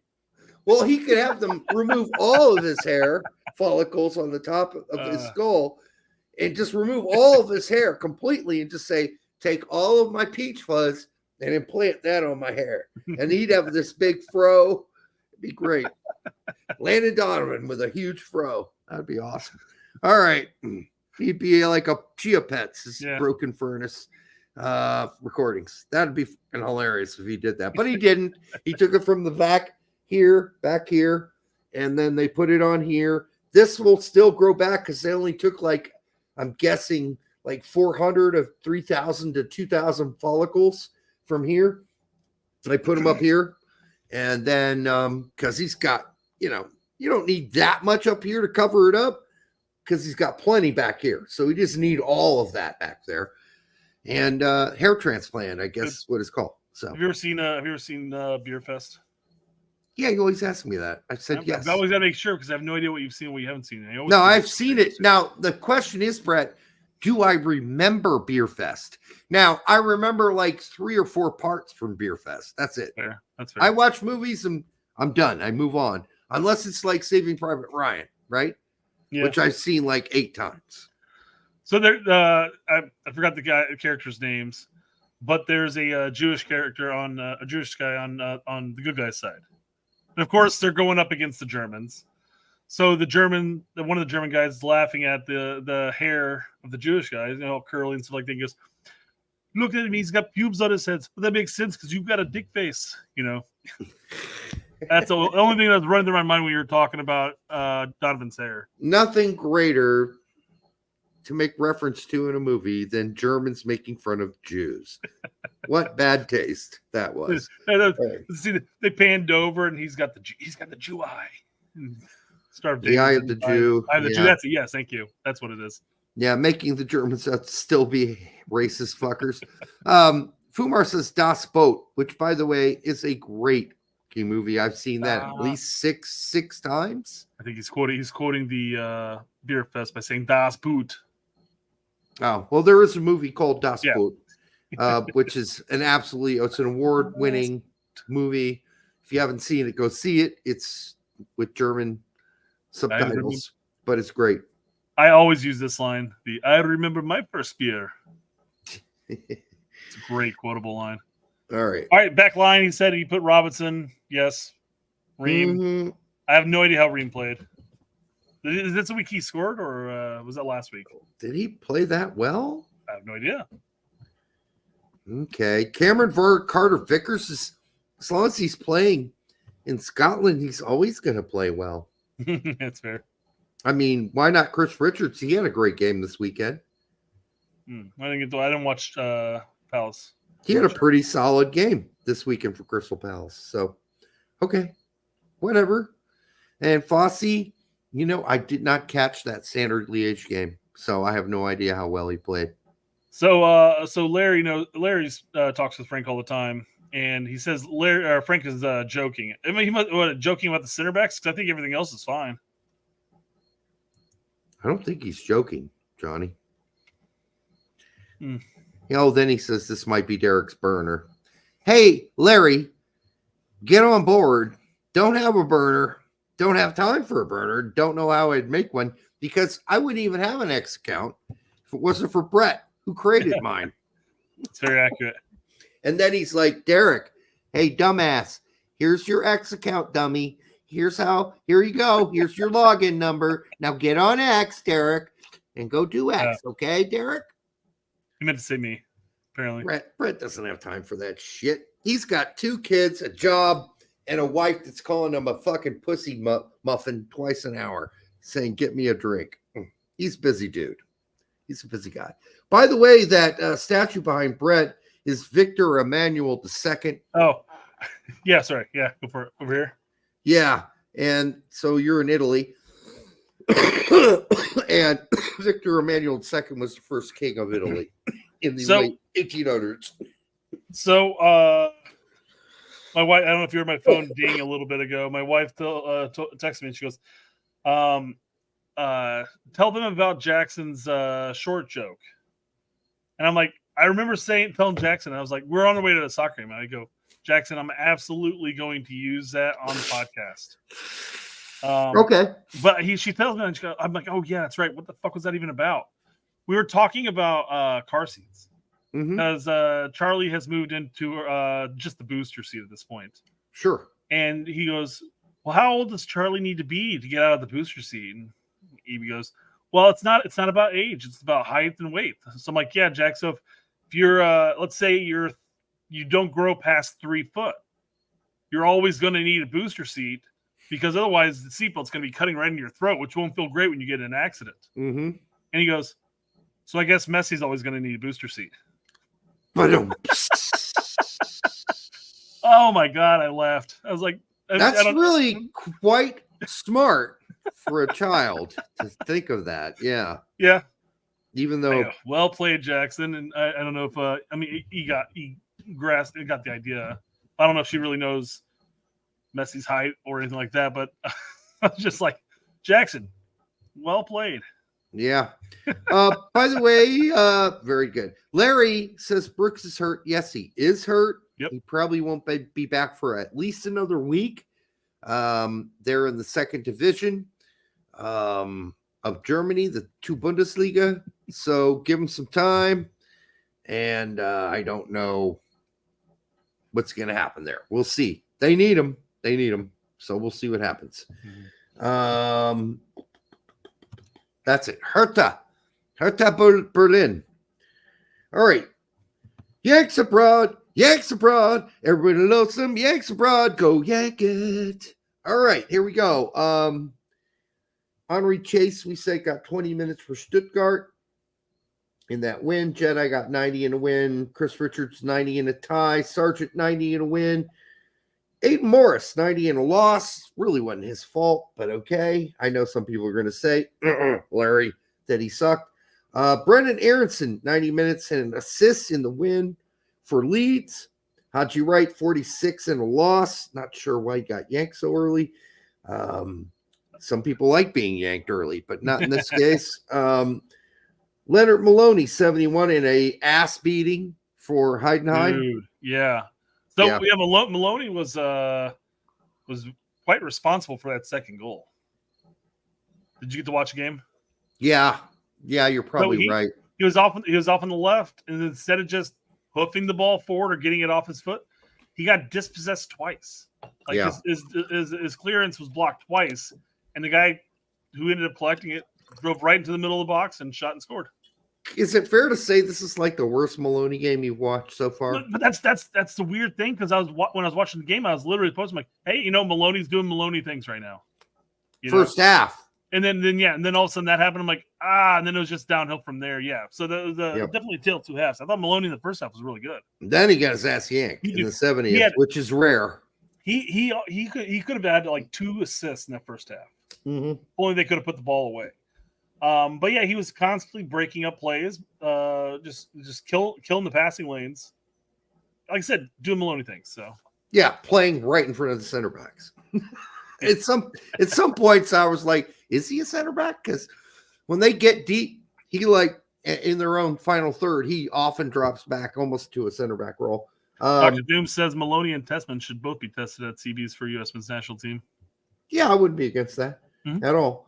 PFOC, 46, an assist. Again, you get the assist in the first half and you're yanked in the second. That's kind of weird.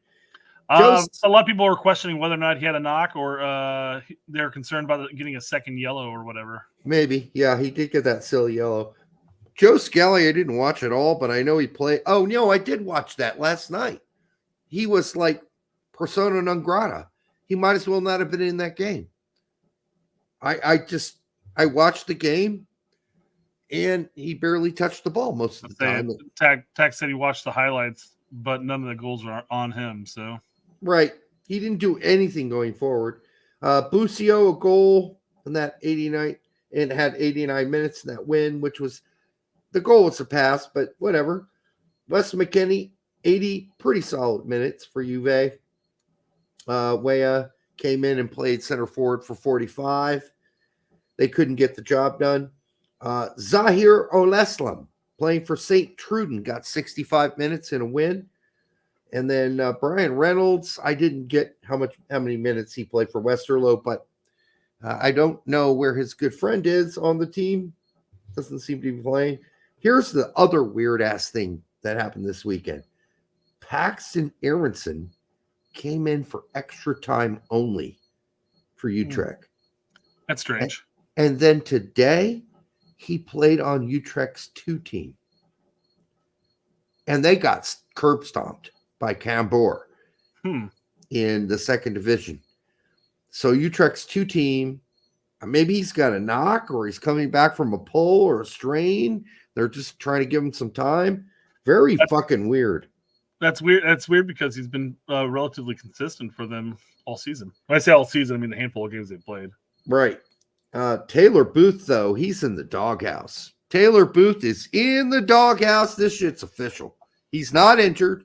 He's been in the 18 several times now. Getting minimal to no minutes. Minimal to no minutes.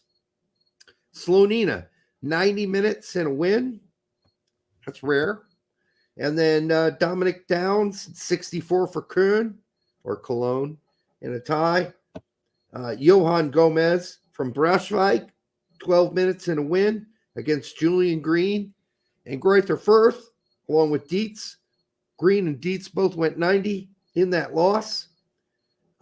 Jeremy Toljan was in the 18 for Sassuolo in the Serie B. Didn't play. Jonathan Klinsmann was in the 18 for Cesena in Serie B. Didn't play. Wiley is injured for Strasbourg. Hey, the team we own partial ownership of, the Caledonian Braves, got a win in the 5th division. I think they're near the top of the table in the 5th division, actually, the Caledonian Braves. I'm literally going to go check that out. I haven't even thought about it since we got it. Yeah, since we made our investment. Yeah. But I think they're well on their way to making the 4th division.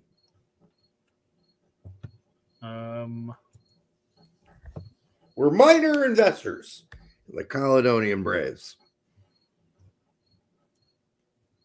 It's weird. I was looking up the Caledonian Braves FC, and CAL is listed as first in the division, but when you click on them, it goes to Edu Sports Academy. Yeah, that's their old name. Okay, it's weird. Yeah. Yeah, they're first. They're first. Yep. All because of us. All because of our $200. All right, Ethan Horvath bought us what? 2 stock? 4 Something stock? like that, yeah. I think it was $100 like pop, yeah. Yep. Ethan Horvath. We need to reach out to him and see if we can do some watch-alongs by actually showing the game itself. Yeah, I know. We talked about that. Ethan Horvath was in the 18 for Cardiff, who are currently last in the championship, Cardiff. And if you can't play for the last place team in Cardiff, the last place team in the championship might be an issue. Anyhow, Sebastian Soto, Yolalilo did not dress for Klagenfurt. Bello went 90 in a win for Lask. That doesn't mean anything, by the way. He's playing in Austria, people. That league's worse than MLS. It really is, outside of like 2 teams. All right. Sunday, Christian Ramirez. This is in the MLS standouts. Ramirez. Yeah. Christian Ramirez, goal and assist for Crew. Aziel Jackson, a goal for Crew. Caden Clark, 2nd week in a row, goal for Montreal. John Tolkien, an assist for the Red Bulls. Hey, wait. Caden Clark's at Montreal now? Yeah. I thought he was in Minnesota. Was it Minnesota?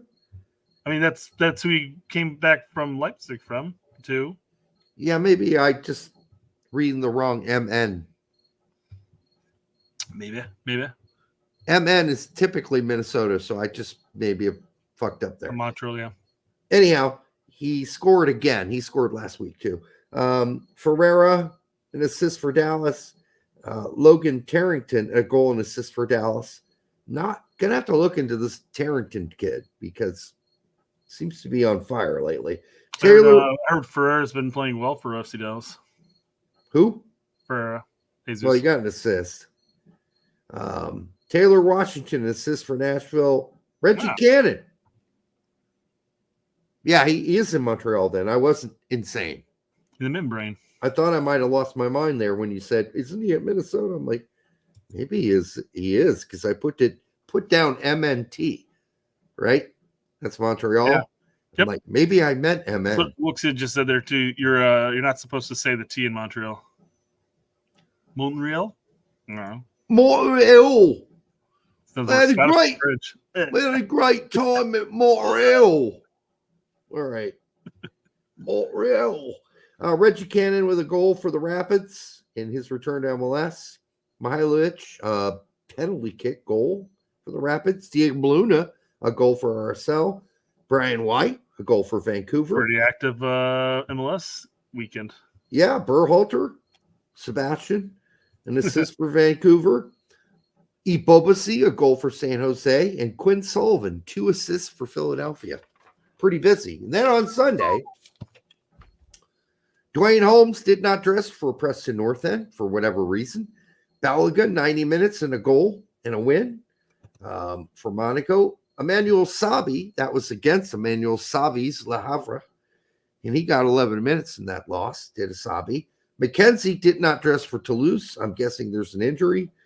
Tessman was in the 18 for Lyon, but did not play. Pulisic, 80 minutes and a goal. A great goal. Quick question on that, though. Uh-huh. A lot of talk about whether or not Pulisic is considered world class. Oh, for fuck grace. I know I put this for you to bring up, but yeah. What the fuck does that even mean, world class?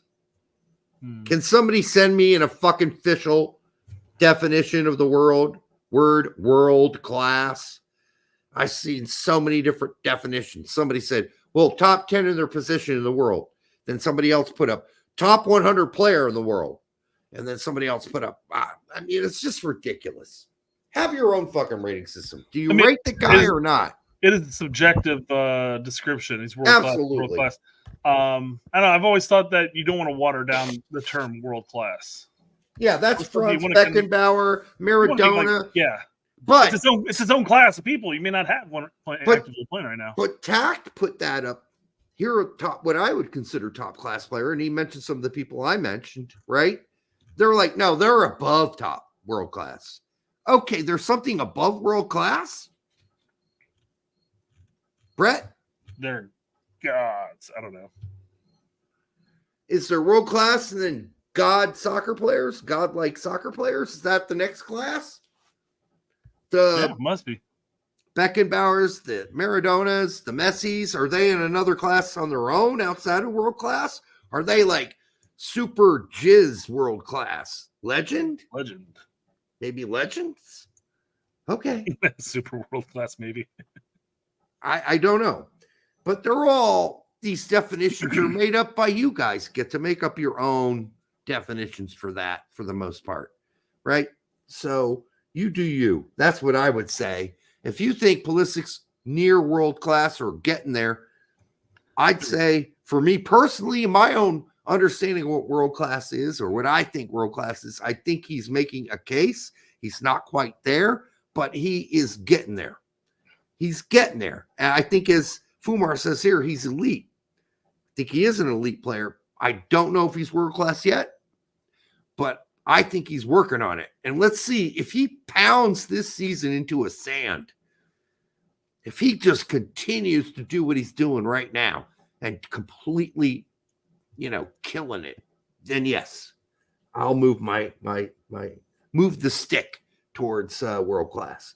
All right, Musa, by the way, in that same game was in the 18 and didn't play. He seems to have lost some favor. Which is strange given the preseason comments. Yeah, but look at his play this season when he's got to play. Yeah. It's been pretty limp dick. Yeah. Hate to put it that way, but that's what it's been like. Luca De La Torre, I mean, this is so obvious. He's not even going to be in the 18 people. They already said, the new manager's already said, I don't like this guy. I don't like the way he plays. I don't want anything to do with him. This isn't a McKennie situation here. He's gone. Luca De La Torre is not going to play at all. And he has no chance to fight himself back in this. I don't know why he didn't get the fuck out of here earlier, but now he's stuck in there. Maybe he thought, like McKennie, he could fight back, but Luca De La Torre is no McKennie. All McKennie has to do is take off 15 pounds, and he's back to the same player he used to be.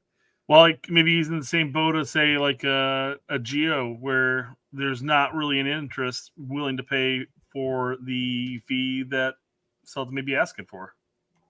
I think they would have given him a pretty decent deal, but you might be right there, Brett. Who knows? I'm speculating, of course. Right. I have no inside information on this. And we don't have as much info about that as we did about the Reyna things. Like, there's a lot more talk and info about the Reyna situation, like 80% of it being absolutely fucking false, which we have debunked on the show multiple times, and we ended up being 100% right.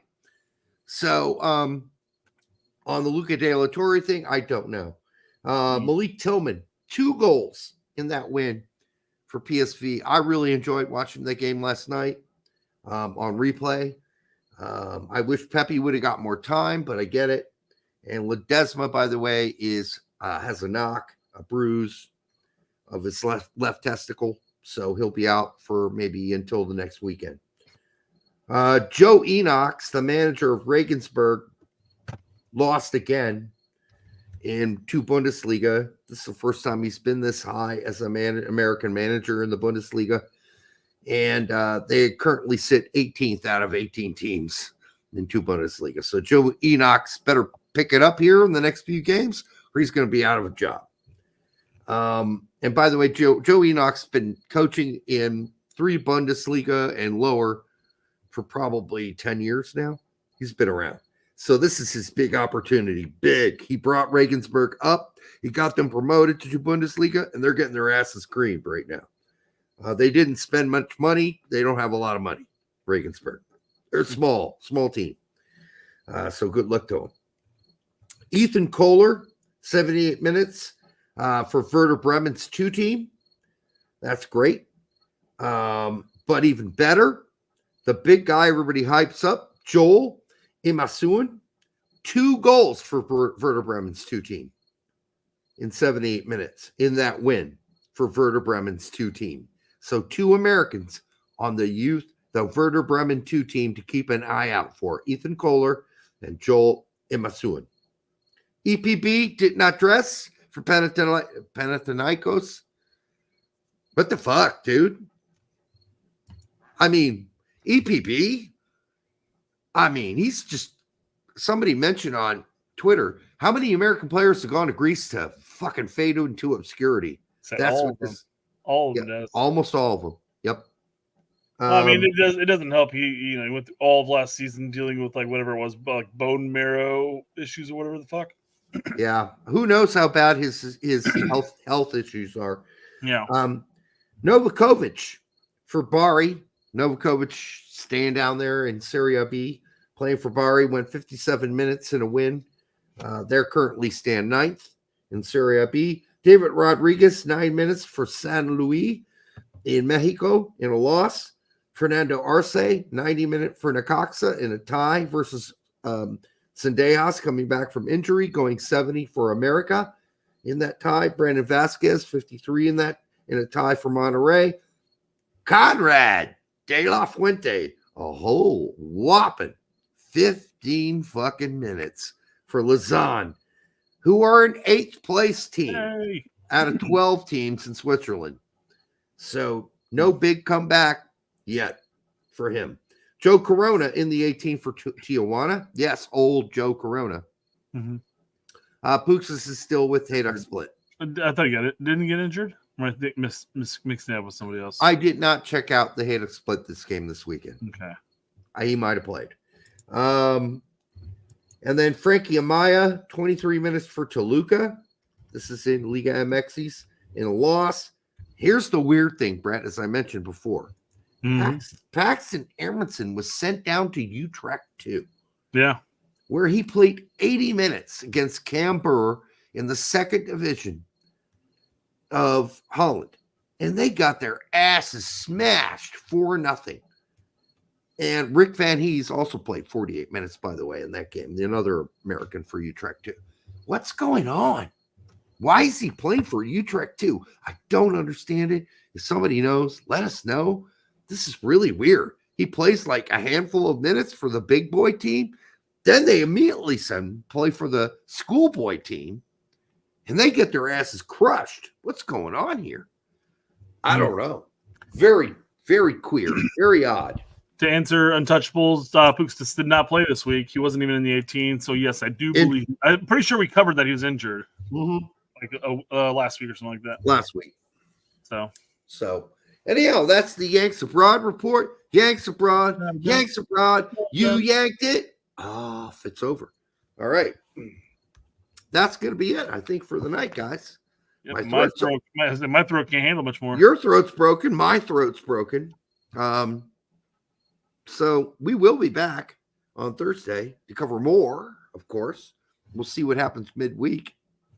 But we're going to constantly try to keep you updated about the Yanks Abroad and what they're doing individually and how it's going to affect them going forward. We got a lot of players here who are kind of in a limbo.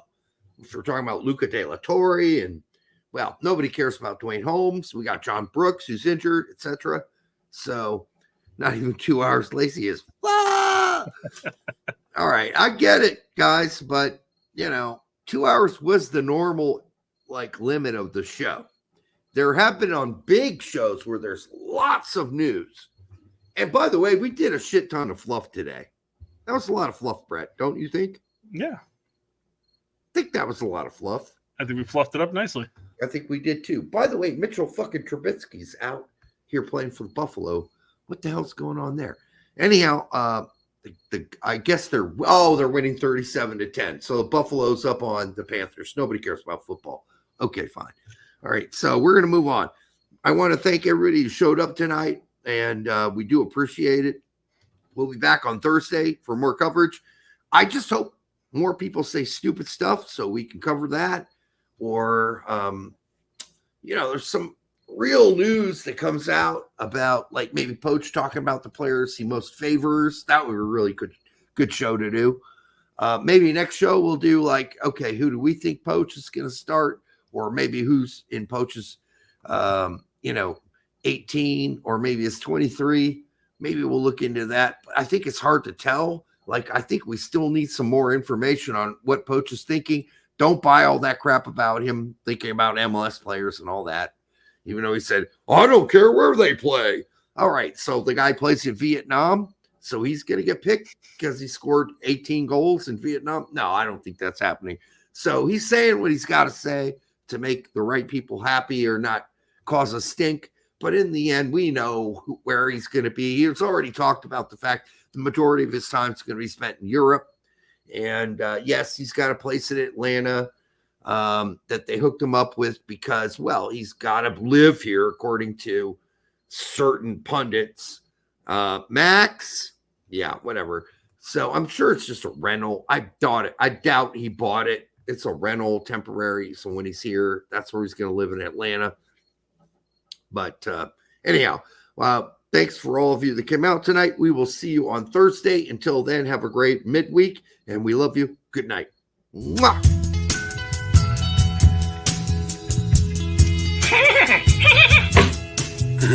That hurt. And to me, it's nauseating. It's absolutely nauseating because multiple mental health clinicians said that Derek had limited intellectual ability and was not capable of consenting.